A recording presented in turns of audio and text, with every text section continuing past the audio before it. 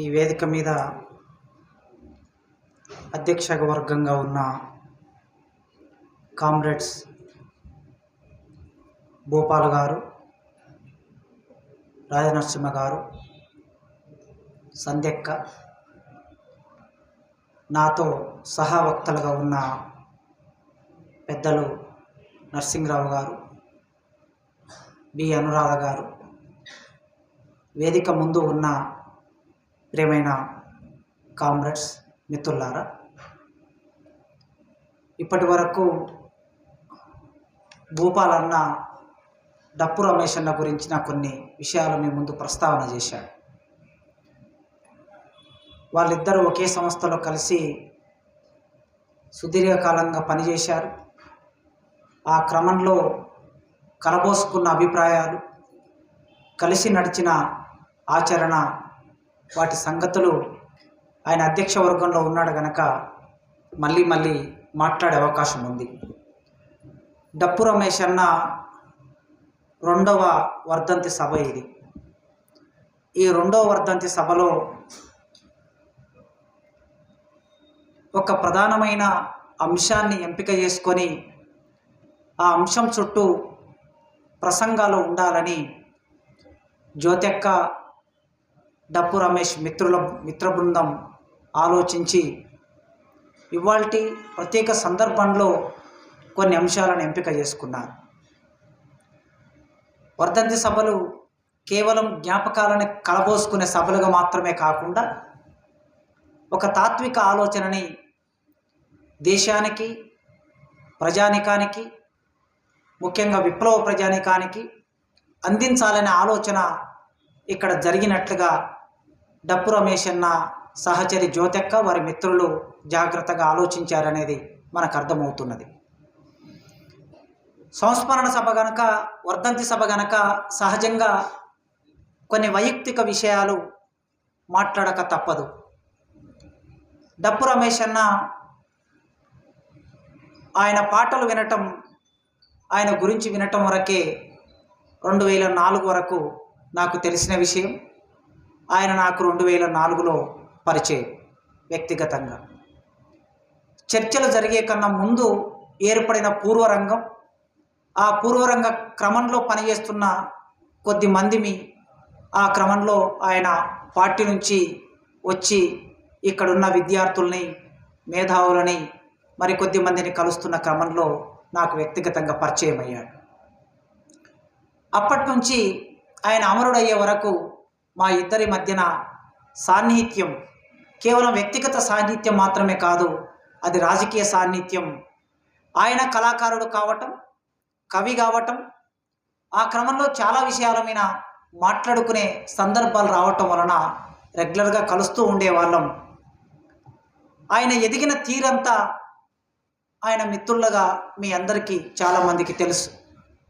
80ల కాలంలో Tenali VSR college, చాలామందికి కేంద్రంగా ఉన్న తెనాలి విఎస్ఆర్ కాలేజ్ డప్పు రమేష్ అన్నని చైతన్యవంతమైన విద్యార్థిగా మార్చింది, రాడికల్ విద్యార్థిగా మార్చింది.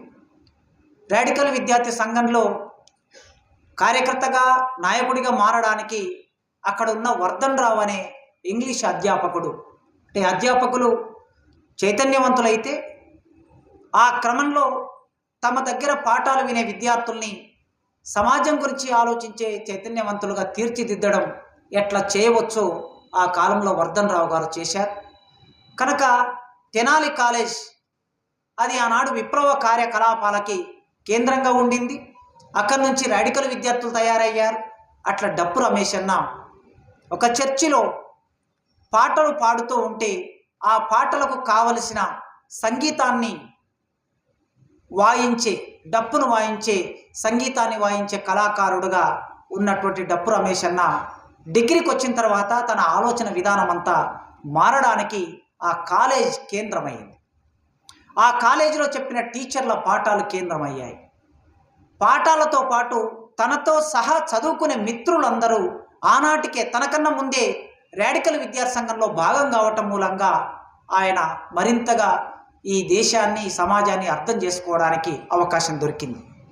మీకు తెలుసు తెనాలి ప్రాంతం అంటే ఆయన పుట్టిన గ్రామం కానీ తెనాలి ప్రాంతం కానీ ఇటు కారంచేడు అటు చొండూరు ఆ మధ్యకాలంలో ఉండే రెడ్ల భూస్వాముల దోపిడీ దౌర్జన్యాలు, అంటరానితనం విపరీతంగా పీడించే అంటరానితనం గ్రామాల్లో, మంచి బట్టలు వేసుకుంటే ఓర్వనితనం, మంచిగా జీవిస్తే ఓర్వనితనం, ఇట్లాంటి స్థితి నుంచి ఆ అణచివేత నుంచి వచ్చినవాడు గనక సహజంగానే ఆయన ఇక్కడ ఒక నా జీవితానికి లేదా మాలాంటి వాళ్ళ జీవితానికి విముక్తి మార్గం ఇక్కడ దొరుకుతుంది అనుకొని ఆయన రాడికల్ విద్యార్థిగా మారాడు. ఆ తర్వాత చాలామంది విప్లవోద్యమ నాయకత్వం సహచర్యంలో వారి గైడెన్స్లో ఆయన ఉత్తమమైన నూతన మానవుడిగా ఎదగడానికి ప్రయత్నం చేశాడు. ఆ క్రమంలో సంధ్యక్కబడిన పాట మీరందరూ విని ఉంటారు. నిజంగా నాకు ఇప్పటి వరకు ఆ పాట ఆయన రాశాడని తెలియదు. నిన్న జ్యోతెక్కతో మాట్లాడుతున్నప్పుడు ఆమె చెప్పింది. చాలా పాటల రచయితలు చాలా విరివిగా విస్తృతంగా ప్రచారం అవుతారు, కానీ డప్పు రమేష్ అన్న అంత అద్భుతమైన పాట రాశాడనే విషయం ఎంతో కొంత సాహిత్యం చదువుకునే వాడిగా, పాటలంటే ఇష్టం ఉన్న వాడిగా నాకు నిన్నటి వరకు తెలియదు. ఇప్పుడు అక్క పాడుతూ ఉన్నప్పుడు ఆ పాట ఎంత గొప్పదో మనం చూసాం. ఒక సందర్భంలో నా మిత్రుడు, నేను డిగ్రీ చదువుతున్న కాలంలో నిజాం కాలేజ్లో ఒక ఐపీఎస్ ఆఫీసర్ కొడుకు నా క్లాస్మేట్ ఉన్నాడు. ఒకరోజు ఇలా పాటలు మామూలుగా కలిసి మాట్లాడుకుంటున్నప్పుడు ఆ పిల్లవాడు సహజంగా బాగా పాటలు పాడేవాడు. ఆ రోజుల్లోనే బాలమురళి కృష్ణ దగ్గర సంగీతం నేర్చుకొని సినిమాలో పాటలు పాడాలని ఆసక్తి ఉన్నటువంటి పిల్లవాడు, తన విద్యాసాగర్ రెడ్డి అతని పేరు. ఒకరోజు మేము ఇట్లా మాట్లాడుతున్నప్పుడు ఈ పాట పాడాడు, మీ త్యాగం ఉన్నతమైనది అని. నేను చాలా ఆశ్చర్యపోయాను. మీ నాన్న ఐపీఎస్ ఆఫీసర్, నీవు ఈ పాట పాడుతున్నావు, ఎలా దొరికింది ఈ పాట నీకు అని అంటే, మా నాన్న అనంతపురం జిల్లాలో ఎస్పీగా పనిచేస్తున్నప్పుడు జైల్లో ఒక నక్సలైట్ని కలవడానికి వెళ్తే ఆ నక్సలైటు ఈ పాట పాడితే టేప్ రికార్డర్ ద్వారా ఈ పాటను రికార్డు చేయించుకొని వచ్చాడు మా నాన్న. ఆ తర్వాత నాకు ఇస్తే నాకు బాగా నచ్చింది, ఆ పాటను నేను నేర్చుకున్నాను అని చెప్పాడు. ఇంతటి పాట ఇదే కాదని చాలా పాటలు రాశాడు తర్వాత కూడా. నిజానికి ఆ పాటలన్నీ ఒక పుస్తకంగా సంపుటిగా వస్తే సమాజానికి ఉపయోగపడతాయి. ప్రతి సందర్భంలో ఆయన పాటలు నేరుగా, నిజానికి ఈ పాట మీ త్యాగం ఉన్నతమైనది అనేది కవితాత్మకమైన వ్యక్తీకరణ, చాలా గొప్ప కవిత్వ విలువలు ఉన్నాయి అందులో. వస్తువు శిల్పం గురించిన చర్చ చేస్తే చాలా విస్తారంగా దాంట్లో చర్చ చేయవచ్చు కవిగా. కానీ ఆ తర్వాతి క్రమంలో విప్లవోద్యమం అవసరం రీత్యా పాటలో కవిత్వం ఉండడం ఎంత అవసరమో పాటలో సామాజిక సమస్య ఉండటం కూడా అంతే అవసరం. ఆ సామాజిక సమస్య నేరుగా అర్థం చేయించడానికి అది మోడీ మీద రాసిన, అమెరికన్ సామ్రాజ్యవాదం మీద రాసిన, కులం మీద రాసిన, తెలంగాణ మీద రాసిన ఆయన పాటలు ముక్కుసూటిదనం అనేది ఎక్కువగా కనిపిస్తూ ఉండేది తర్వాత కాలంలో. ఆ పాటలన్నీ దాదాపు ఒక 10 సంవత్సరాలు మేమిద్దరం కలిసి 2007 నేను తెలంగాణ ఉద్యమంలో ప్రారంభం నుంచి ఉండటం మూలంగా 2007లో తెలంగాణ ఐక్య కార్యాచరణ కమిటీ అనేది ఏర్పడిన తర్వాత తెలంగాణ జనసభ పనిచేయలేని ఒకనొక పరిస్థితి ఏర్పడ్డాక ఆ జనసభకు సంబంధించిన శ్రేణులందరూ మరికొద్ది మంది కలిసి తెలంగాణ ఐక్య కార్యాచరణ కమిటీ ఏర్పడింది. ఆ ఐక్య కార్యాచరణ కమిటీ ఏర్పడినప్పుడు గ్రామాల్లోకి వెళ్ళాలి అని అప్పుడు గద్దర్ నాయకత్వంలో శాంతి యాత్ర మొదలైంది. ఆ మొత్తం శాంతి యాత్రని గైడ్ చేసింది, నిర్మాణం చేసింది, నడిపించింది డప్పు రమేష్ అన్న. తెలంగాణ ఉద్యమానికి తమ సర్వస్వం త్యాగం చేసినటువంటి ఇద్దరు వ్యక్తులు, ప్రొఫెసర్ సాయిబాబా వరంగల్ డిక్లరేషన్ రావడానికి 2 లక్షల మందితో సభ జరగడానికి సాయిబాబా నాయకత్వంలో ఆ సభ జరిగింది.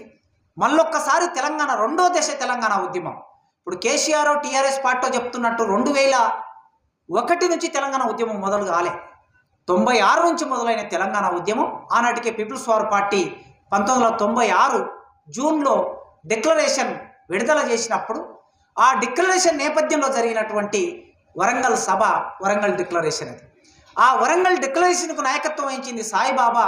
అమలాపురంలో పుట్టిన సాయిబాబా హైదరాబాద్కు వచ్చి తెలంగాణ ఉద్యమానికి పునాది వేశాడు.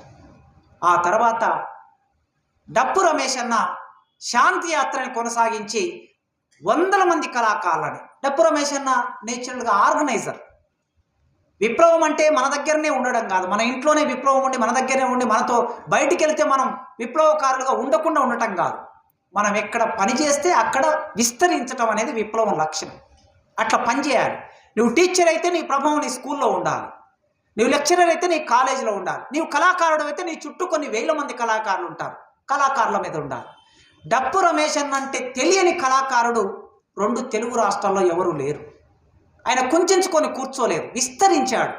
కనుక ఆ విస్తరించే క్రమంలో ఆయన అమరుడైన తర్వాత జరిగిన పాదయాత్రలో తెలంగాణ నుంచి జరిగినటువంటి అంతిమ యాత్రలో తెలంగాణ నుంచి ఎంతమంది కళాకారులు వచ్చారో ఆ రోజు మనం చూసాం. ఈ తెలంగాణ ప్రాంతంలో ఉన్న ప్రతి కళాకారుడు 500 మంది కళాకారులని సమీకరించాడు ఆయన ఆ పాదయాత్రలో. కళాకారులని ఒక వేదిక మీదకి సమీకరించి పాడించడం అనేది చాలా కష్టమైన పని. సహజంగా కళాకారులకు ఉండే ఆ ఇమేజ్ వలన, ఆ ఫాలోయింగ్ వలన కొన్ని సమస్యలు ఉంటాయి. అన్ని సమస్యలను ఎదుర్కొన్నాడు ఆయన. తిట్లు ఎదుర్కొన్నాడు, నిష్ఠురాలు ఎదుర్కొన్నాడు, కోపతాపాలు ఎదుర్కొన్నాడు.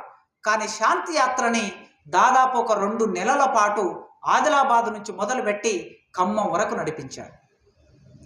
సాయిబాబా తర్వాత తెలంగాణ ఉద్యమం కోసం అంత పట్టుదలతో బాధ్యతయుతంగా పనిచేసినటువంటి కళాకారుడు డప్పు రమేష్ అన్న. ఆ క్రమంలో కొన్ని రాత్రుల పాటు ఆయనతో పాటు కలిసి ఉండే అవకాశం నాకు లభించింది. అప్పుడు ఆయన తెలంగాణ మీద రాసినటువంటి పాటలు కూడా ఆనాటి కళాకారులకి, ఇవాళ ఉన్న ప్రామినెంట్ కళాకారులు ఎవరైతే మనం పేర్లు రావాల్సి ఉన్నది ఇంకా ఆ కరపత్రంలో మనం చూస్తే, ఆ కరపత్రంలో ఉన్న ప్రతి కళాకారుడు అప్పుడప్పుడే పాటలు పాడుతున్న వాళ్ళందరికీ వేదికనిచ్చాడు. 8 సంవత్సరాల అమ్మాయి నుంచి మొదలు పెడితే 15, 16, 20, 18 సంవత్సరాల వయసున్న ప్రతి కళాకారుడు డప్పు రమేష్ అన్న డప్పుతో వేదిక మీద పాటలు పాడి ఇవాళ తెలంగాణ సమాజంలో ప్రామినెంట్ కళాకారులుగా మారారు. అట్లా కళాకారులను తయారు చేశాడు ఆయన. వాళ్ళందరికీ ఒక నాయకత్వాన్ని ఇచ్చాడు. ఆ నాయకత్వం ఎక్కడ నుంచి మొదలై తెనాలి విఎస్ఆర్ కాలేజ్ నుంచి మొదలై దేశమంతా విస్తరించి ఒక ప్రత్యేక తెలంగాణ ప్రజాస్వామిక ఆకాంక్షగా ముందుకు వచ్చినప్పుడు దాని మీద పనిచేశాడు. తెలంగాణ రాష్ట్రం ఏర్పడిన తర్వాత ప్రయోగించబడిన రాజ్యం చేత ప్రయోగించబడిన నిర్బంధాన్ని కూడా డప్పు రమేష్ అన్న ఎదుర్కొన్నాడు. హైదరాబాద్లో ఇంటి మీద దాడి జరిగింది, విశాఖపట్నంలో ఇంటి మీద దాడి జరిగింది, విజయవాడలో ఇంటి మీద దాడి జరిగింది. డప్పు రమేష్ అన్న ఎక్కడ వెళ్ళి అక్కడ, ఎక్కడ ఉండాలనుకుంటే అక్కడ. ఆ రాత్రికి ఆ జ్యోతెక్క రమేష్ అన్న ఇద్దరు ఆ రాత్రికి ఇక్కడ ఈ ఇల్లు వదిలేసి వెళ్ళిపోవాలనుకుంటే ఉన్న ఒక్క బ్యాగును సర్దుకొని వెళ్ళిపోవటమే అక్కడి నుంచి. అట్లా ఒక కార్మిక వర్గ స్వభావాన్ని, ఆయనకే తల్లిదండ్రులు ఏ అన్నదమ్ములు వచ్చి ఆయన జీవితానికి ఏ రకమైన సహాయం చేసే అవకాశం కూడా లేదు. ఎందుకంటే ఆ కుటుంబాలకి వాళ్ళు బతకడమే కష్టం కనుక వాళ్ళు తర్వాత వచ్చినటువంటి వాళ్ళని ఆదుకునే పరిస్థితి వాళ్ళకు కూడా ఉండదు. బరువు కాదలుచుకోలేదు, బరువు కాలేదు ఆయన ప్రజల మీద ఆధారపడి జీవించాడు. ఇంతకుముందు భూపాల్ అన్న చెప్పినట్టు ప్రజల కోసమే జీవించాడు, ప్రజల వైపు నిలబడ్డాడు. తాను ఎట్లా బతకాలో అట్లే బతికాడు. లోపల ఎట్లా బతికాడో బయటకు వచ్చినా కూడా అట్లే బతికాడు. లోపల ఒకటి బయట ఒకటి కాదు రమేష్ అని. బయట ఉన్నా లోపల ఉన్న డప్పు రమేష్ అంటే డప్పు రమేష్ అని, జేఎన్ఎం రమేష్ అంటే జేఎన్ఎం రమేష్ అని. ఆయన వైయక్తికమైనటువంటి రాగద్వేషాలు లేని మనిషి, ఎవరి విన కోపం పెంచుకోని. ఎంతమంది ఎన్ని రకాలుగా హింసించారో నాకు తెలుసు, జ్యోతెక్కకు నాకన్నా ఎక్కువ తెలుసు, నాతో పంచుకున్నాడు కనుక నాకు కూడా తెలుసు. పెద్ద పెద్ద కళాకారుల నుంచి మొదలు పెడితే కవులు రచయితల వరకు ఎంతమంది ఎన్ని రకాలుగా వేధించారు. కానీ విప్లవ నిబద్ధత వలన ఒక్కరి మీద కూడా ఒక్కనాడు ఒక కంప్లైంట్ పెట్టలే, ఆయన ఫిర్యాదు పెట్టలే. మాలాంటి మధ్యతరగతి జీవులం ఫిర్యాదులు పెడతాం కావచ్చు, అలుగుతాం కావచ్చు, కానీ ఆయన విప్లవకారుడు కనుక ఎన్నడూ ఎవరి మీద అరగలే, ఎన్నడూ ఎవరి మీద ఫిర్యాదు పెట్టలే. నమూనాది విప్లవకారుడికి అదొక నమూనా. ఆ నమూనాని ఆయన నుంచి స్వీకరించాలి. ఆయన ఒక నూతన మానవుడిగా ఎదిగే క్రమంలో ప్రయత్నం చేశాడు, ఎదిగాడు. ఆయన నుంచి ఏమైనా నేర్చుకొని మనం నూతన మానవులుగా ఎదగడానికి ప్రయత్నం చేయాలని ఈ సందర్భంగా ఈ కొన్ని ఆయనతో నడిచిన ఆ జ్ఞాపకాలు మీతో పంచుకుంటూ, ఇవాళ ఫాసిజం మన మీదకి తరుముకొస్తున్న రోజుల్లో డప్పు రమేష్ అన్న గురించి మాట్లాడుకోవాలి. ఫాసిజం జీవిత పార్శ్వాలన్నిటినీ చుట్టేసిన కాలంలో, తన ఆధీనంలోకి తీసుకున్న కాలంలో డప్పు రమేష్ అన్న గురించి మాట్లాడుకోవటం అంటే ప్రజా కళల గురించి మాట్లాడుకోవటం, ప్రజా సంస్కృతి గురించి మాట్లాడుకోవటం, ప్రజా పోరాటాల గురించి మాట్లాడుకోవటం. ప్రజా సంస్కృతి మీద ఫాసిజం దాడి ఏమిటి అనే విషయం మాట్లాడమని జ్యోతెక్క నన్ను అడిగింది.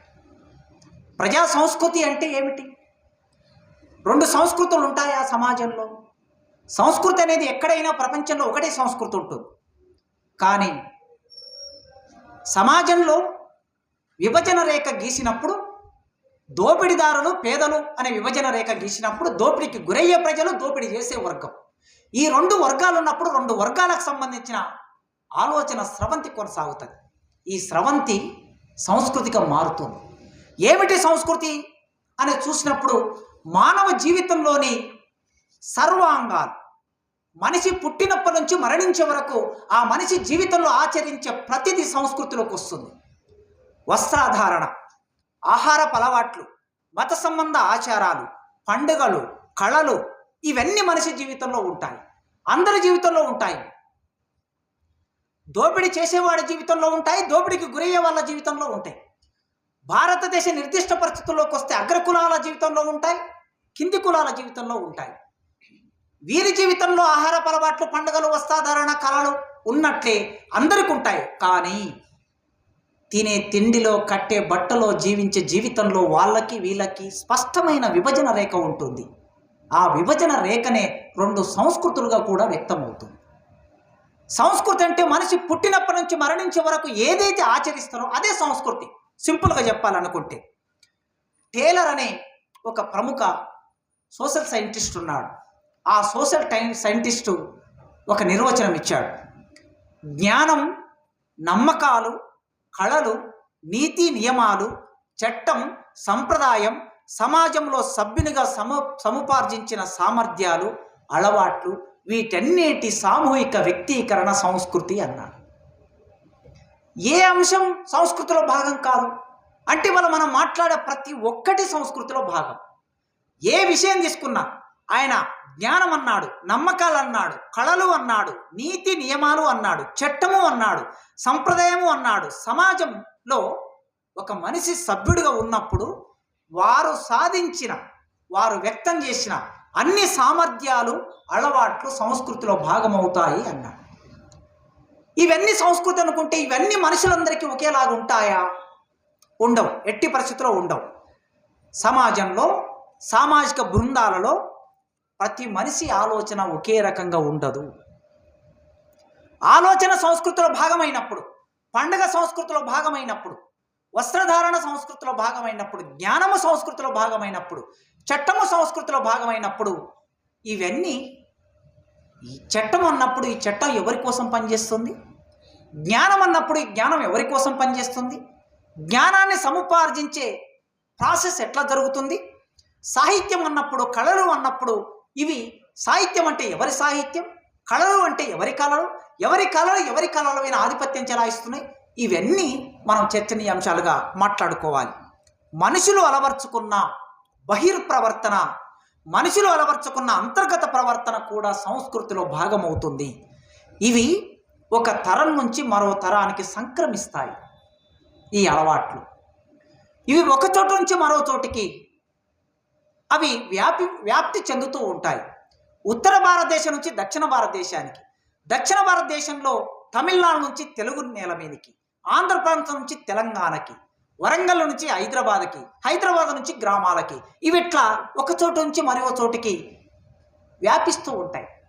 ఒక తరం నుంచి మరో తరానికి సంక్రమించినట్లే, మన తాత ముత్తాతల నుంచి మనకు సంక్రమించినట్లే ఒక ప్రాంతం నుంచి మరో ప్రాంతం వరకు కూడా ఇవి విస్తరించడం అనేది వీటి స్వభావం, అంటే సంస్కృతి స్వభావం. అందుకే కొందరు పురుషులు తలపాగా ధరించడం అనేది ఒక ప్రాంతంలో, మీరు ఉత్తర భారతదేశానికి వెళితే తలపాగా ధరించడం అనేది అది ఆ కులానికి సంకేతంగా ఉంటుంది. అందరూ తలపాగా ధరించలేరు. మిగతా కులాల వాళ్ళు దాన్ని ధరిస్తే ఎవరైతే దాన్ని తమ కులము సొత్తు అనుకుంటారో అనుకున్న వాళ్ళు వీళ్ళ మీద దాడి చేస్తారు. మనం చూస్తాం. చెప్పులు వేసుకోవటం భారతదేశంలో ఒక కులానికి పర్మిట్ ఉంది, కొన్ని కులాలకి పర్మిట్ ఉంది. చెప్పులు వేసుకోవటం కొన్ని కులాలకు పర్మిట్ లేదు. ఆభరణాలు ధరించడం మనువాదం ప్రకారం, ఆభరణాలు ధరించడం పురుష సూక్తం ప్రకారం ఆభరణాలు ధరించడం కొన్ని కులాలకి పర్మిట్ ఉంది, కొన్ని కులాలకి పర్మిట్ లేదు. బహిరంగ ప్రదేశాల్లో సంచరించడం కొన్ని కులాలకి అవకాశం ఉంది, కొన్ని కులాలకి అవకాశం లేదు. గుర్రం మీద ఎక్కడం 2018లో చూసాం మనం. గుజరాత్ రాష్ట్రం, ఈ దేశ ప్రధానమంత్రి గారి రాష్ట్రం గుజరాత్లో గుర్రం మీద ఎక్కినందుకు ఒక దళిత పిల్లవాడిని ఆ గుర్రం మీద నుంచి దింపి చెట్టు కట్టేసి కొట్టారు గుర్రం ఎక్కినందుకు. అంటే ఆ ఊరిలో కొన్ని కులాలు మాత్రమే గుర్రం ఎక్కి తిరగాలి. ఇది సంస్కృతిలో భాగమైనది. విభజన ఎక్కడొచ్చిందంటే ఆధిపత్యం నుంచి విభజన వచ్చింది. అందుకోసమే ఆధిపత్య వర్గాల సంస్కృతి అని మాట్లాడవలసి వచ్చినప్పుడు దోపిడీ వర్గాల సంస్కృతి, దోపిడీకి గురయ్యే ప్రజల సంస్కృతి, ఆధిపత్య వర్గాల సంస్కృతి, ఆధిపత్యానికి గురయ్యే ప్రజల సంస్కృతి అనే విభజన రేఖను గురించి మనం మాట్లాడుకోవాలి. అయితే సంస్కృతిలో ఖచ్చితంగా భిన్నత్వం ఉంటుంది కదా. ఈ భిన్నత్వం ఉన్నప్పుడు సంస్కృతి ఎట్లా సంక్రమిస్తుంది అనే విషయంలో కూడా సామాజిక శాస్త్రవేత్తలు కొన్ని అభిప్రాయాలను వ్యక్తం చేశారు.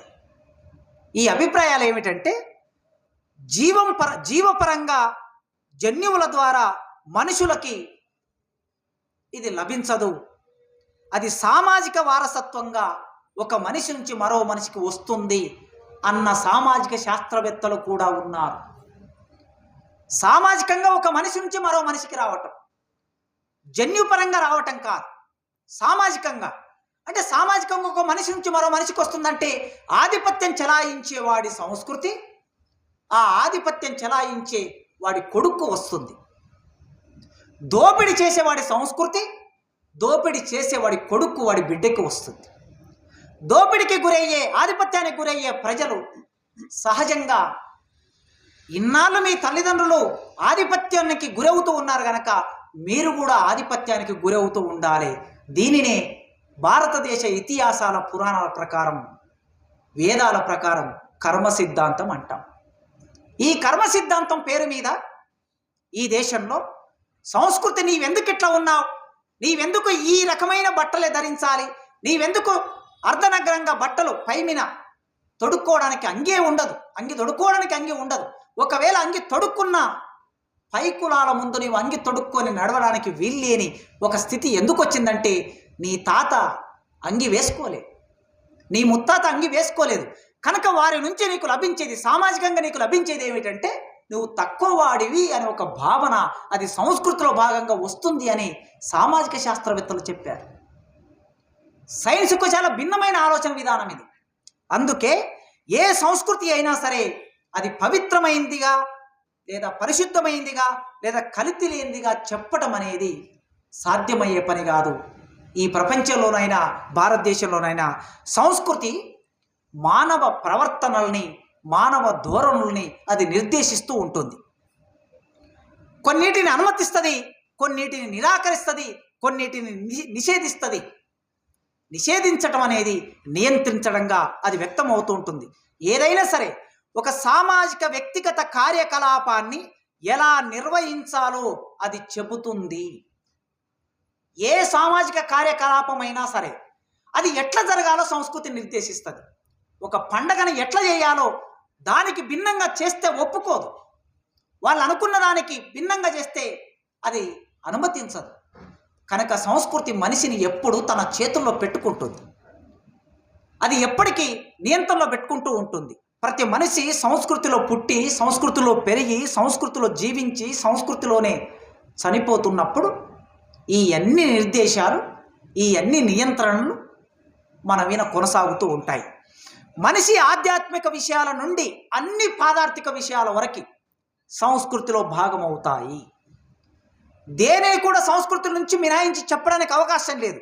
మనిషి ప్రవర్తన తీర్చిదిద్దే ప్రధాన భాగం ఎక్కడ ఉంటుందంటే సంస్కృతిలో ఉంటుంది. ఏ మనిషి అయినా సరే మన ఆలోచన క్రమాన్నంతా సంస్కృతిలో భాగంగా తీర్చిదిద్ది మనల్ని బయటకు పంపిస్తారు.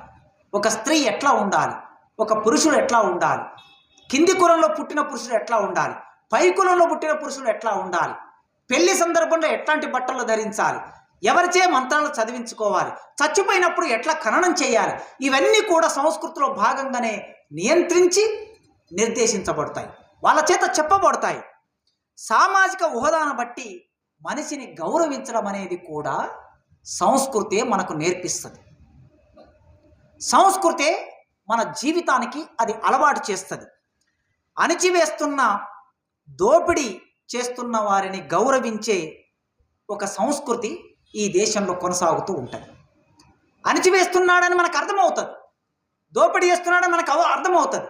అర్థమై కూడా మనం వాళ్ళని గౌరవిస్తూ ఉంటాం.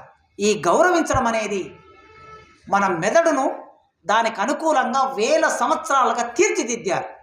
మన ఆలోచనను వేల సంవత్సరాలుగా తీర్చిదిద్దారు. తీర్చిదిద్దే క్రమంలో ప్రతి వ్యక్తీకరణ సందర్భంలో అది మన జీవితంలో భాగమవుతూ వస్తుంది.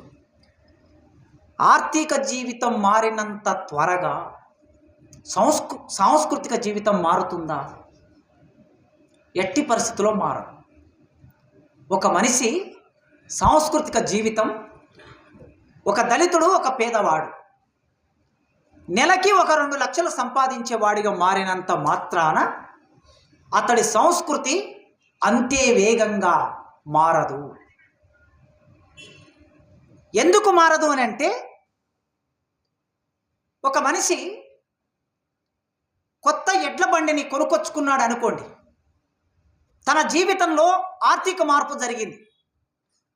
ఒక 20,000 పెట్టి, ఒక 30,000 పెట్టి కొత్త ఎడ్ల బండిని లేదా 1,00,000 రూపాయలు పెట్టి కొనుక్కొని వస్తే, ఈ కొత్త ఎడ్ల బండికి పూజ చేయాలంటే నేరుగా ఈ మనిషి ఎక్కడికి వెళ్ళాలి?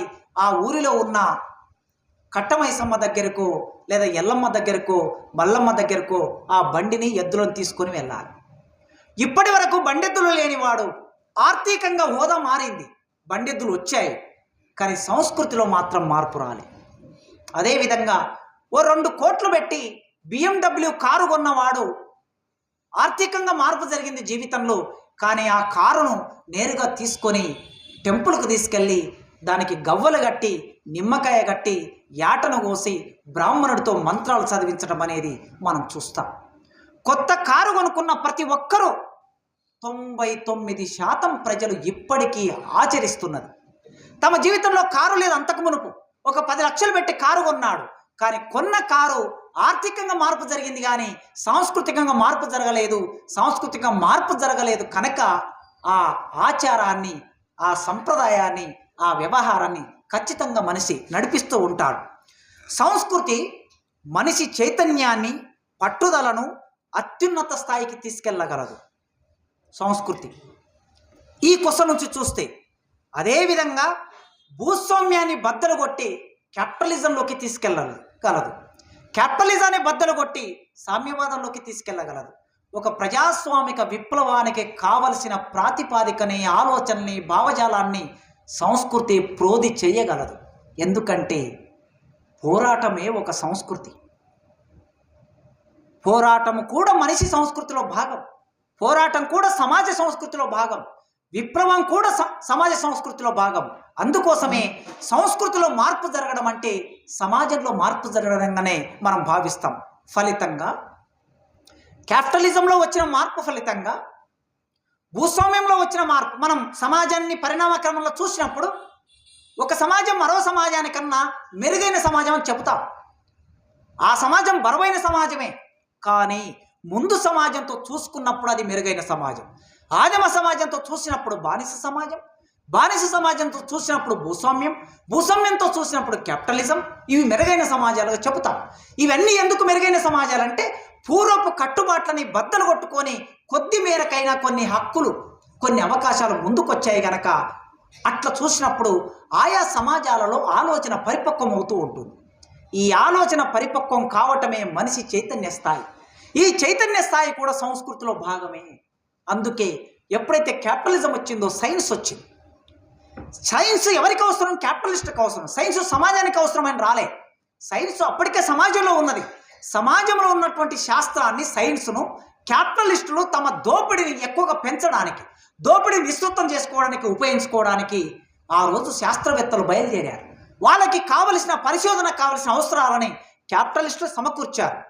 అట్లా సమకూర్చడం వలన సామాజిక శాస్త్రాల్లో మార్పు వచ్చింది, ప్రకృతి శాస్త్రాల్లో మార్పు వచ్చింది, సాహిత్యంలో మార్పు వచ్చింది. ఇట్లా మార్పు రావటం కూడా సంస్కృతిలో వచ్చినటువంటి మార్పుగానే మనం చూడాలి. అందుకే సంస్కృతి మనుషుల ఆశలని ఒక్కొక్కసారి అణిచివేసే సాధనంగా కూడా పనిచేస్తుంది. ఆశలని, ఆశయాలని అణిచివేస్తూ ఉంటుంది. మన దేశంలో వైరాగ్య భావాలని, కర్మ సిద్ధాంతాన్ని, మోక్షకాంక్షలని ప్రజలలో ప్రచారం చేసి కార్యత్వంలోకి రాకుండా నిష్క్రియ పరులుగా మార్చేస్తుంది సంస్కృతి. రోజు దోపిడీకి గురయ్యేవాడు. మనం మామూలుగా ఫిలాసఫీ చెప్పేటప్పుడు, క్లాసులు చెప్పేటప్పుడు చెప్తూ ఉంటాం. ఒక కార్మికుడు చనిపోయాడు, సూసైడ్ చేసుకొని చనిపోయాడు. ఆ కార్మికుడు శవాన్ని తీసుకొచ్చి ఇంటి ముందర పెట్టారు.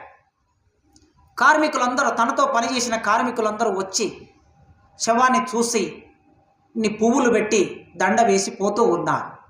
ఒక్కొక్కరు ఒక్కొక్క రకంగా మాట్లాడుతూ ఉన్నారు. ఒక కార్మికుడు అన్నాడు, ఏదైనా బతికి సాధించాలే కానీ సచ్చి ఏం సాధిస్తామండి అన్నాడు. ఆ శవాన్ని చూసి అనుకుంటూ వెళ్ళిపోయాడు. మరో కార్మికుడు వచ్చాడు, ఎన్ని చెప్పినా ఆ పైవాడు రమ్మన్నాడు, ఈయన వెళ్ళిపోయాడు అని ఇంకో కార్మికుడు అన్నాడు. ఇద్దరు కార్మికుల ఆలోచన విధానం రెండు రకాలుగా వ్యక్తమైంది అక్కడ. ఇది సంస్కృతిలో భాగమే. మూడో కార్మికుడు వచ్చాడు, ఈ కార్మికుడు చనిపోవడానికి మన కంపెనీ యజమానే కారణము అన్నాడు. ఇది చైతన్య స్థాయి.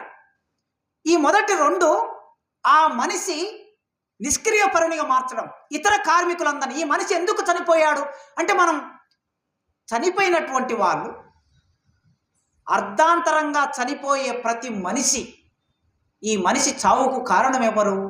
సమాజమే కారణం, అంటే ప్రభుత్వమే కారణం అంటాం. ఏ చావుకైనా సరే ప్రభుత్వం కారణం. ఎందుకంటున్నామంటే, ఈ సమాజంలో ఉండే అనేక అవలక్షణాల వలన, దోపిడి వలన ఆ మనిషికి కలిగిన సమస్యలు, వాటి వలన మనిషి చనిపోయాడు. ఒక రైతు ఆత్మహత్య చేసుకున్నాడంటే ఆ రైతు కారణం కాదు, ఆ రైతును ఆత్మహత్య చేసుకునే వైపుగా నెట్టిన సామాజిక సంబంధాలు కారణం. ఈ సామాజిక సంబంధాలు కారణమని అర్థం చేసుకోవటం ఒక చైతన్యం. అది సంస్కృతిలో భాగమే. ఈయనను దేవుడు రమ్మన్నాడు కనుక పోయాడని చెప్పడం అది సంస్కృతిలో భాగమే. కనుక దేవుడిని ప్రధానంగా చేసి చెప్పే సంస్కృతి మన దేశంలో ఎక్కువగా కొనసాగుతుంటుంది. ఇది దోపిడీ వర్గాలకు ఉపయోగపడే సంస్కృతి. కనుక సామాజికులైనటువంటి మనుషులందరూ కలిసి తమ దైనందిన జీవితంలో ఎప్పుడో ఒకసారి నూతన సంస్కృతి నిర్మాణం చేసుకోవడానికి ప్రయత్నం చేస్తూ ఉంటారు. ఈ ప్రజా సంస్కృతిని, ప్రజా రూపాన్ని, ప్రజా కళలని ఎప్పటికప్పుడు మెరుగుపరుచుకుంటూ ఉంటారు. దోపిడీకి వ్యతిరేకంగా తమ పెనుగులాటను మొదలు పెడుతూ ఉంటారు, తమ సంవాదాన్ని మొదలు పెడుతూ ఉంటారు. ఎంత సంవాదాన్ని మొదలుపెట్టినా, ఎంత పెనుగులాటను మొదలుపెట్టినా మళ్ళీ వాళ్ళని యథాతథ స్థితికి తీసుకురావడానికి దోపిడీ వర్గాలు, పాలక వర్గాలు ప్రయత్నం చేస్తూ ఉంటాయి. చేసే క్రమంలో సంస్కృతిలో భాగమైనటువంటి ఆధిపత్య వర్గాలు కొన్ని ప్రత్యేక అర్థాలు కల్పిస్తారు. మనకి ప్రత్యేక అర్థాలు మన జీవితంలోకి తీసుకొస్తారు.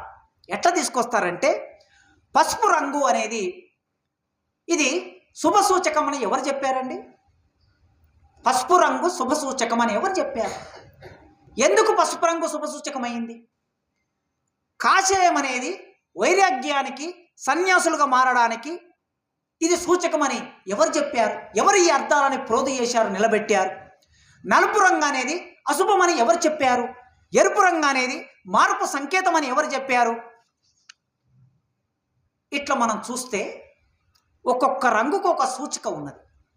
ఈ సూచిక మానవ జీవితంలో, సంస్కృతిలో భాగంగా ఎంత మనల్ని ఆవరించి ఉన్నదో ఒకసారి ఆలోచించండి. ఇప్పుడు మీరు ఎవరి కాలును చూసినా కాలు కింద ఎడమ కాలుకు నలుపు రంగు దారం కట్టబడి ఉంటుంది. 99% మంది కట్టుకుంటున్నారు.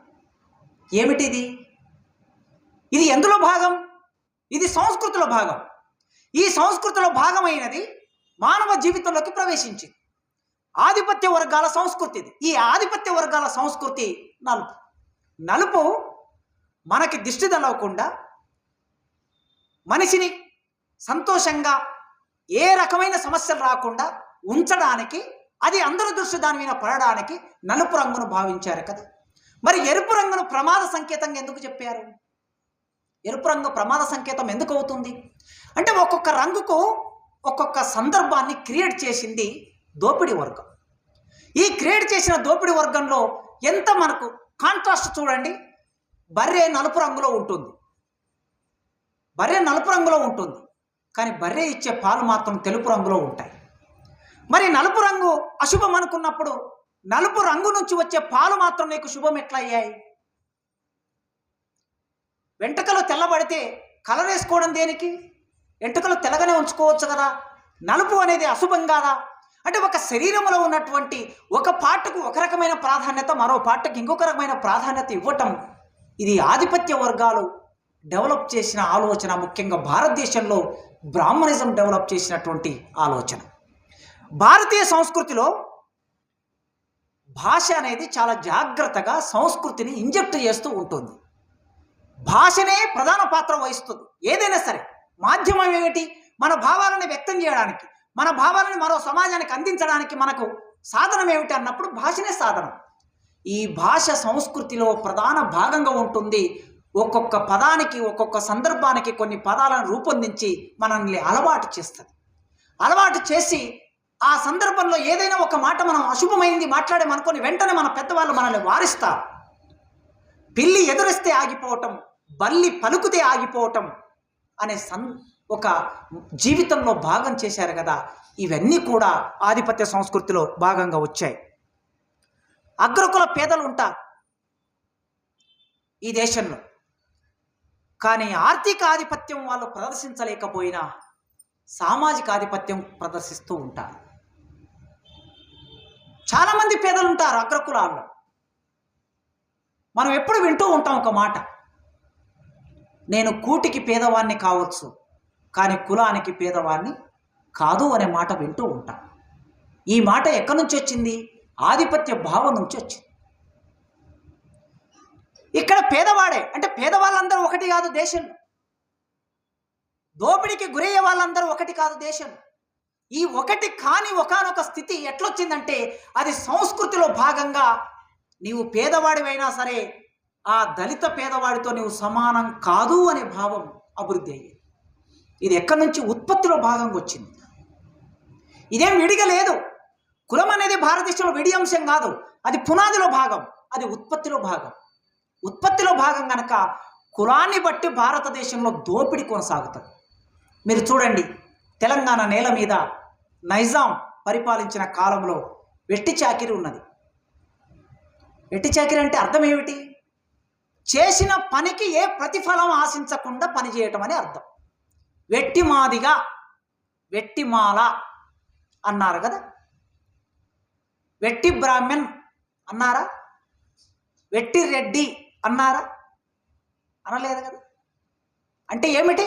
కులాన్ని బట్టి దోపిడీ జరుగుతుందని అర్థం. ఇక్కడ కులాన్ని బట్టి ఈ దేశంలో ఒక క్రమం, లింగము బట్టి కూడా దోపిడీ జరుగుతుంది. ఇక్కడ నేను ఒక చిన్న ఎగ్జాంపుల్ చెప్తాను.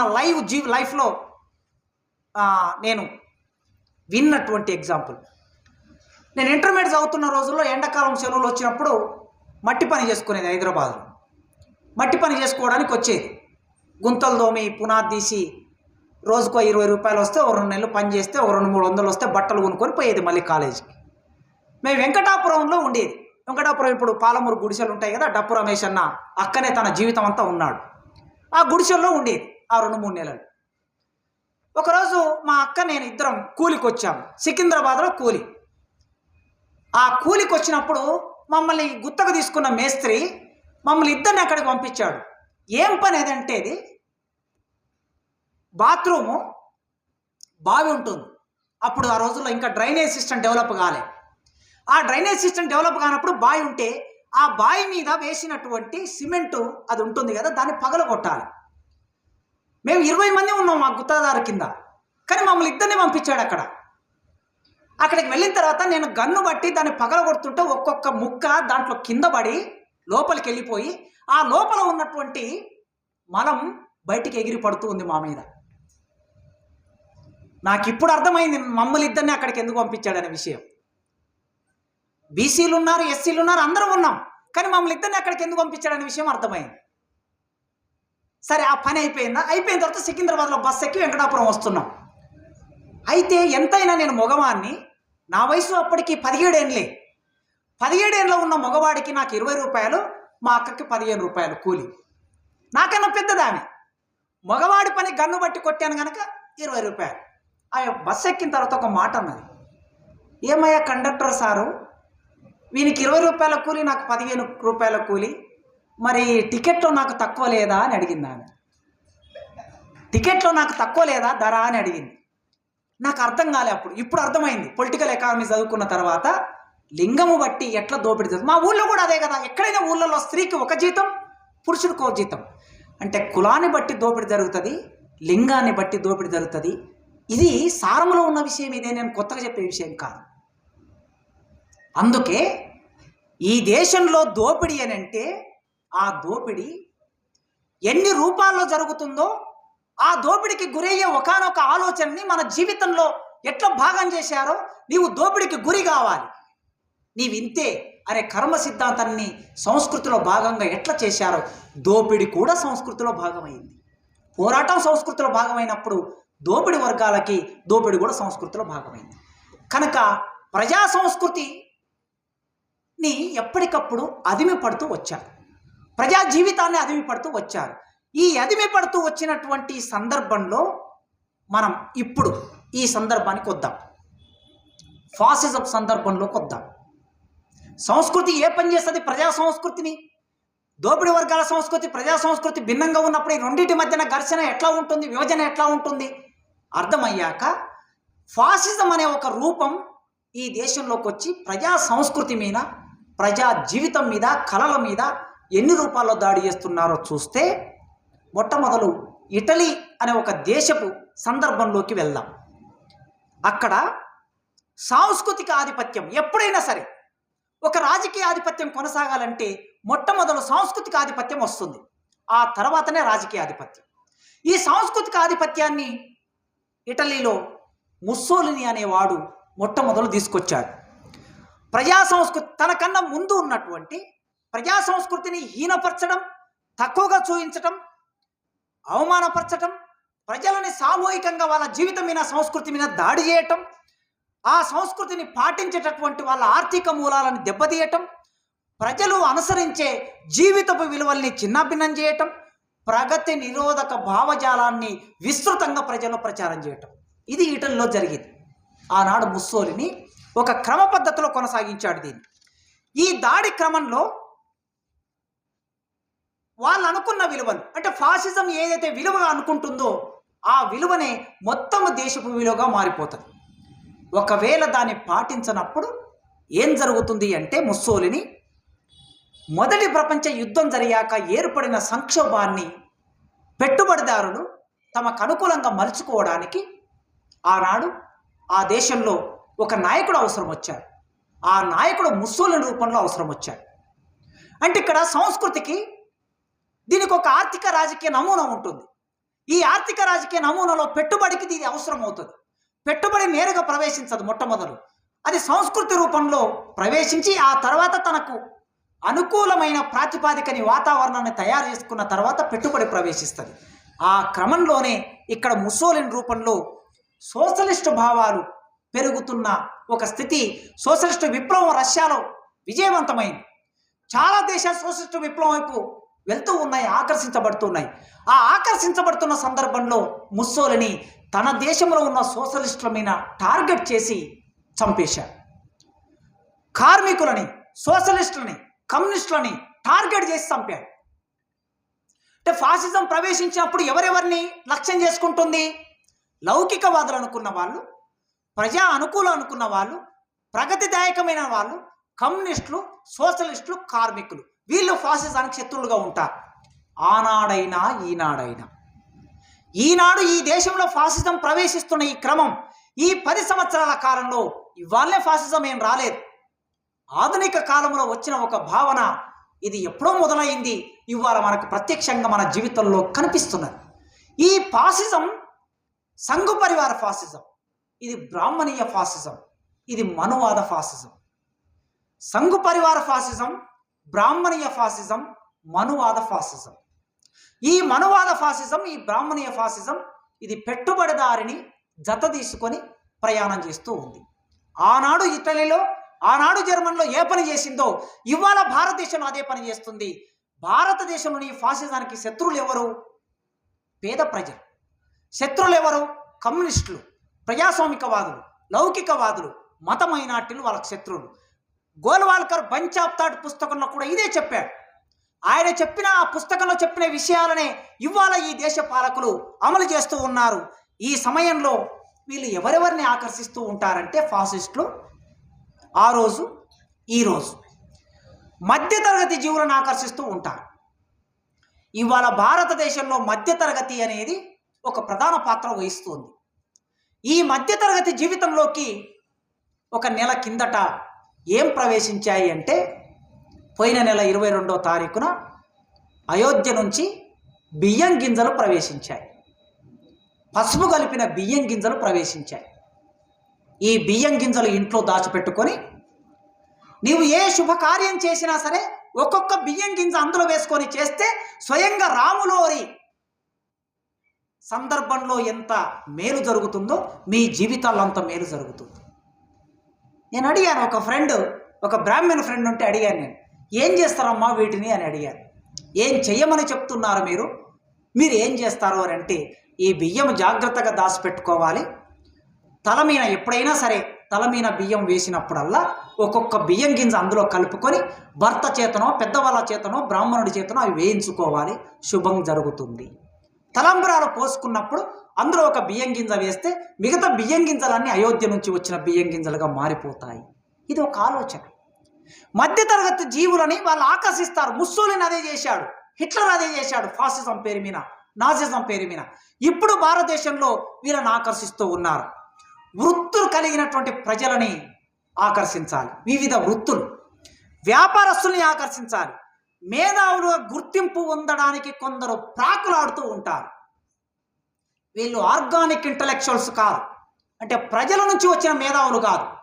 నేను మేధావి కావాలి అని స్వయం ప్రకటిత మేధావులు ఉంటారు. కొందరు మధ్యలో బయలుదేరుతూ ఉంటారు. ఈ స్వయం ప్రకటిత మేధావులు ఏంటంటే అవకాశం కావాలి, వాళ్ళకి అవకాశం కోసం అరువులు చేస్తూ ఉంటారు. అట్లాంటి వాళ్ళను ఫాసిజం ఏం చేస్తుందంటే దగ్గరికి లాక్కుంటుంది. దగ్గరికి లాక్కొని మీడియా ద్వారా కొన్ని ముఖాలని పరిచయం చేస్తూ ఉంటుంది. దాంతోపాటు జర్నలిస్టులని, కళాకారులని, దేశభక్తి గురించి మాట్లాడే మాజీ సైనిక ఉద్యోగులని ఫాసిజం తన దగ్గరికి లాక్కుంటూ ఉంటుంది. నేను చెప్పిన వీళ్ళందరినీ చూడండి, మనం ఎన్నడూ చూడనట్లుగా రాష్ట్రపతికి ఒక ఉత్తరం రాస్తే, ఎవరైనా మేధావులు రాష్ట్రపతికి ఒక ఉత్తరం రాస్తారు. ఏమని? అయ్యా పలానా వ్యక్తిని పలానా చోట చంపేశారు, లేదా పలానా ఆయన మీద కేసు పెట్టారు, లేదా పలానా చరిత్రలో పాఠ్యపుస్తకాల్లో చరిత్రని మార్చేస్తూ ఉన్నారు, ఇది సరైంది కాదు, ఇది దేశ రాజ్యాంగానికి భిన్నమైంది, వ్యతిరేకమైంది అని ప్రజాస్వామిక వాదులైన ఒక 20 మందో 30 మందో మేధావులు కలిసి రాష్ట్రపతికి ఒక ఉత్తరం రాయటం, చీఫ్ జస్టిస్కి ఒక ఉత్తరం రాయటం ఒక సంప్రదాయం ఇండియాలో. నా అనుభవం ఉండి 30 సంవత్సరాల కాలంలో నేను ఇట్లాంటి చాలా ఉత్తరాలు చూశాను, చదివాను. కానీ దీనికి వ్యతిరేకమైన ఉత్తరాలు రాయించటం అనే క్రమ పద్ధతి ఈ దేశంలో ఈ 10 ఏళ్ల కాలంలోనే చూస్తుంది. అంతకుముందు ఎవరు కూడా మేధావులుగా ఉన్న వాళ్ళు ఒక ఉత్తరం రాశాక వాటి పట్ల ఏకీభావం లేకపోయినా సరే మిగతా వాళ్ళు మౌనంగా ఉండేవాళ్ళు తప్ప, వ్యతిరేకమైన మరో ఉత్తరం వీళ్ళని వ్యతిరేకిస్తూ, మొదట రాసిన వాళ్ళని వ్యతిరేకిస్తూ అదే చీఫ్ జస్టిస్కు, అదే రాష్ట్రపతికి కొద్దిమంది మేధావుల చేత ఈ ఫాసిజం ఉత్తరాలు రాయిస్తూ ఉంది. అంటే స్వయం ప్రకటిత మేధావులకి ఇది ఒక వేదికను కల్పిస్తుంది, స్వయం ప్రకటిత జర్నలిస్టులకి ఇది ఒక వేదికని కల్పిస్తుంది. మనం చూస్తూ ఉన్నాం ఇవాళ మీడియా ఎట్లా మారిపోయిందో. నక్సలైట్ల సందర్భంలో, మావోయిస్టుల సందర్భంలో, లేదా ప్రగతిశీల మేధావుల సందర్భంలో, హేతువాదుల సందర్భంలో ఒక మీడియా పూర్తిగా ఒక భిన్నమైన వైఖరి తీసుకొని దుర్మార్గమైన ప్రచారం ఎట్లా చేస్తుందో, అట్లాంటి జర్నలిస్టులను ఎట్లా తయారు చేశారో మనం చూసాం. అంతెందుకు, నిన్ననే విడుదలైన రజాకార్ సినిమా మీలో కొందరైనా చూసి ఉంటారు. పొద్దున్నే ఒక కవిమిత్రుడు ఫోన్ చేసి బాధపడుతూ ఉన్నాడు. ఇప్పుడు ఆ సినిమా ఎవరు చూస్తారు? 10 ఏళ్ల పిల్లలు, 15 ఏళ్ల పిల్లలు. కరెక్ట్గా ఎండాకాలం సెలవుల్లో సినిమా వచ్చింది. 20 ఏళ్ల పిల్లలు ఈ సినిమా చూస్తే తెలంగాణ రైతాంగ సాయుధ పోరాటం గురించి తెలియని పిల్లలు, ఒక బందకి గురించి, మగ్దుం మొహిద్దీన్ గురించి, చాకల ఐలమ్మ గురించి, కుమరం భీము గురించి తెలియని పిల్లలందరూ ఆ సినిమా చూస్తే నిజంగా ఇదేనా చరిత్ర, అంటే ఇదేనా అంటే వాళ్ళు దీని ఒక జర్నలిస్టులతో పాటు సినిమాలో పనిచేసే యాక్టర్లని, దర్శకులని, నిర్మాతలని, కళాకారులను కూడా తమ వైపుకు మలుచుకుంటారు. మనం కాశ్మీర్ ఫైల్స్ చూసాం, కేరళ ఫైల్స్ చూసాం, ఇప్పుడు హైదరాబాద్ ఫైల్స్ వచ్చాయి, రజాకార్ ఫైల్స్ వచ్చాయి. నేను అనుకుంటా అతి కొద్ది కాలంలోనే మావోయిస్ట్ ఫైల్ అని ఒక సినిమా, ఫైల్స్ అని సినిమా వచ్చినా మనం ఆశ్చర్యపోనక్కర్లేదు. ఇట్లా రకరకాల పద్ధతుల్లో దాడి చేయటం అనేది వీళ్ళందరినీ తమ దగ్గరికి మార్చుకోవటం. సినిమా హీరోలు సినిమా హీరో అంటే ఎవరైనా సరే ప్రజలందరూ తమ సినిమా చూడాలని కోరుకుంటారు, ప్రతి హీరో ప్రతి హీరోయిన్. అందుకోసం వాళ్ళు వివాదాస్పదమైన కామెంట్లోకి ఎన్నడూ వెళ్ళరు, అభిప్రాయాలు ఉన్నా సరే ఎన్నడూ వెళ్ళరు. కానీ ఫస్ట్ టైం ఈ 10 సంవత్సరాల కాలంలో హీరోయిన్స్ చాలా నాక్డ్గా బయటికి వచ్చి మాట్లాడుతున్న మాటల్ని, ఒక మతానికి అనుకూలంగా మాట్లాడుతున్న మాటల్ని చూస్తూ ఉంటే ఫాసిజం ఎంతగా ఒక వర్గాన్ని తన వైపు మలుచుకున్నదో మనం గమనిస్తూ ఉన్నాం. ఈ విధంగా జర్మనీలో కూడా ప్రజల సంస్కృతిని ధ్వంసం చేస్తుంది. ఫాసిస్టు ఆధిపత్యాన్ని అంగీకరించని వాళ్ళందరినీ సమూలంగా నిర్మూలిస్తుంది, దేశద్రోహులుగా ప్రకటిస్తుంది. హిందుత్వ సంఘ పరివార రాజకీయాలని అంగీకరించని అందరి మీద ఫేక్ వీడియోలు క్రియేట్ చేసి ప్రచారం చేస్తుంది. ప్రభుత్వమే స్వయంగా కేసులు పెట్టి వీళ్ళు దేశద్రోహులు, వీళ్ళు రాజద్రోహులు, వీళ్ళు హిందూ మతానికి వ్యతిరేకులు అని ప్రచారం చేస్తూ ఉంటారు. అది జరిగింది. ఆ రోజు యూతుల మీద చేశారు, ఆ రోజు కమ్యూనిస్టుల మీద చేశారు, ఇటలీలో, జర్మన్లో. ఇవాళ భారతదేశంలో కూడా అదే చేస్తున్నారు. ప్రజల జీవితంలోకి జర్మనీ జాతీయ భావాన్ని అంగీకరించని వాళ్ళని మేమే స్వచ్ఛమైన ఆర్యులమని ప్రకటించారు జర్మన్లో. ఇవాళ భారతదేశంలో ఏమంటున్నారు? గోల్వాల్కర్ రాసినటువంటి రాతలో హిందూ అనే మాటని అంగీకరించని వాళ్ళెవ్వరు కూడా భారతదేశంలో ఉండడానికి వీల్లేదు అంట. నువ్వు ఎథిస్టువా, నువ్వు కమ్యూనిస్టువా, నువ్వు ముస్లిమా, క్రైస్తవుడా, బౌద్ధుడా, నాకు సంబంధం లేదు. నువ్వు హిందూ అని అంగీకరించవలసిందే. అంగీకరిస్తేనే ఈ దేశంలో ఉండాలి. ఈ దేశంలో ఉండాలంటే వందే మాత్రం పాడాలని ఒకప్పటి నినాదం గోడల మీద. కానీ ఇవాళ ఈ దేశంలో ఉండాలంటే హిందువుగా జీవించవలసిందనే ఈనాటి నినాదం. వీళ్ళు ఇద్దరిని ప్రధానమైన శత్రులుగా ఆయన గోల్వాల్కర్ బంచ్ ఆఫ్ థాట్ పుస్తకంలో ఆనాడే 1934లోనే రాశాడు. ఇద్దరిని శత్రువులు అన్నాడు ఈ దేశానికి. మొదటి శత్రువులు ముస్లింలు, రెండో శత్రువులు కమ్యూనిస్టులు అన్నాడు. ఆ రోజు రాశాడు, ఈరోజు అదే అమలవుతుంది. ముస్లింలని మీరు చూడండి, ఉత్తరప్రదేశ్లో గోరఖ్పూర్ అనే ఆ పట్టణాన్ని మాయా బజార్గా గోరఖ్పూర్లో ఉన్నటువంటి మియా బజార్ అని ఒక వీధిని మాయా బజార్గా మార్చారు. ఉర్దూ అక్కడ ఉన్నటువంటి బజార్ల పేర్లన్నిటినీ మెల్లగా అలీనగర్ను ఆర్యనగర్గా మార్చారు. హైదరాబాదు వాళ్ళ పాఠ్య పుస్తకాల్లో, వాళ్ళ రాతల్లో, వాళ్ళ రచనలో, వాళ్ళ నినాదాల్లో, బ్యానర్ మీద వాళ్ళు రాసే దాంట్లో ఎక్కడ హైదరాబాద్ పట్టణం అనేది ఉండదు. మీరు చూస్తే అది భాగ్యనగర్ అనే ఉంటుంది. వాళ్ళ పాటల్లో భాగ్యనగరే ఉంటుంది, వాళ్ళ మాటల్లో భాగ్యనగర్ అనే ఉంటుంది. రేపు హైదరాబాదు కూడా భాగ్యనగర్గా మారిపోతుంది. ఇది ఆధిపత్యంలో ఒక రూపం.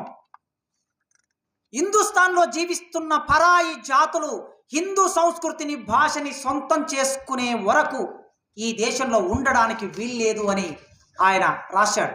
ఇండియాలో జీవించాలంటే హిందూ జాతికి లోబడి ద్వితీయ శ్రేణి పౌరులుగా ఉండాలి. నువ్వు ఏ మతం వాడమనే సంబంధం లేదు నాకు. ఒకవేళ నీవు ఉండాలనుకుంటే మొదలు హిందూ మతాన్ని అంగీకరించు, ఆలోచన విధానాన్ని అంగీకరించాక కూడా నీవు ద్వితీయ శ్రేణిలోనే ఉండాలి అనేది వాడి ఆలోచన.